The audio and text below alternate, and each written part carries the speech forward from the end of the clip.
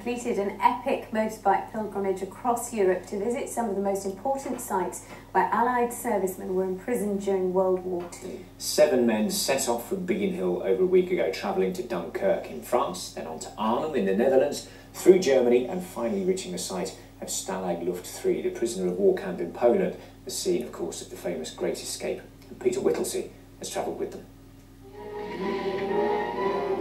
The Steve McQueen film brought The Great Escape to a worldwide audience. This group of bikers has travelled across Europe to Stalag Luft 3 to highlight the truth behind the Hollywood fiction.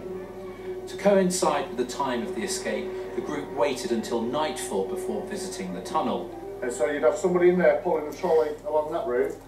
When the next person came up, they swapped places, and another one got on the other trolley and got pulled along that length. There's nothing make-believe about Colin Kirby Green's story. His father Tom, a squadron leader, escaped. This is the first time he had returned to the tunnel, codenamed Harry. The 24th of March, 1944. He read out the letter his father wrote on that fateful day. My beloved and adored darling, I hope you're well, and Colin too.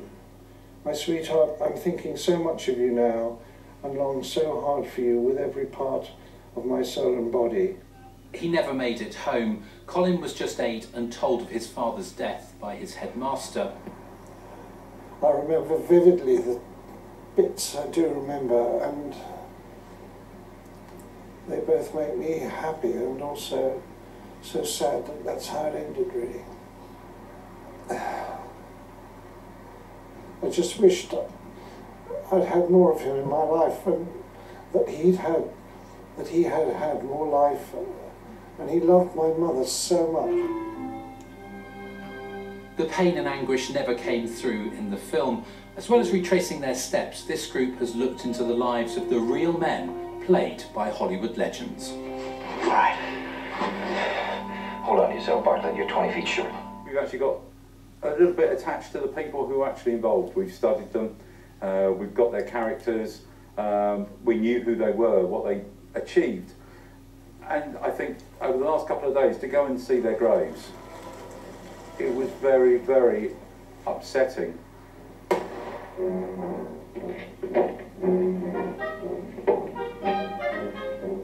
200 prisoners of war were meant to escape from Stalag Luft 3. Jack Lyon from Bexhill was one of them. The Germans were, I'm certain, convinced that there was a tunnel. The only thing they couldn't do is find it. But the longer it went on, the odds were become heavily in their favour.